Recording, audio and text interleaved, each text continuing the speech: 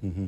Yusek, si Francis Polbe po. No? Yusek, nabanggit niyo yung Pangulo at alam po natin na nakabalik na po ang Pangulong Bongbong Marcos mula sa kanyang 2-day working visit sa UAE. Ano po ba yung epekto nito sa ekonomiya at seguridad ng ating bansa?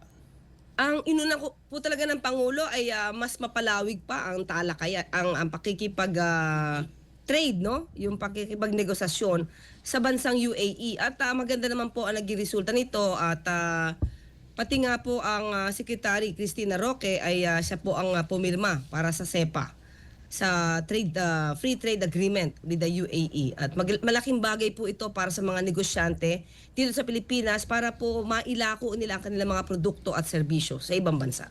Ayun, specifically, paano po ito makakatulong, no, Yusek Claire, para dun sa mga negosyo at mga overseas Filipino workers po natin? Oo, kasi nakita niyo naman po naging maganda po talaga ang pagtanggap ng UAE President sa ating Pangulo. With that po, ibig sabihin po niyan ay ang ibig na po, wait lang po. Ang ibig sabihin po niyan ay sorry, may tumatawag kasi, wait lang. Okay lang yun po yan. Oh, hindi man Ang talaga ibig- si Yusek. Oo nga, alam po namin. Go ahead, sir. Ang- Ay, mama. Ang ibig sabihin po niyan kasi nagiging maganda rin po ang pagtrato sa ating mga kababayan sa nasabing bansa. At maliban po dyan, mas maraming po magiging trabaho ang ma-generate nito kapag po nagkaroon pa po ng mas maraming negosyo ang bansang Pilipinas sa bansang UAE.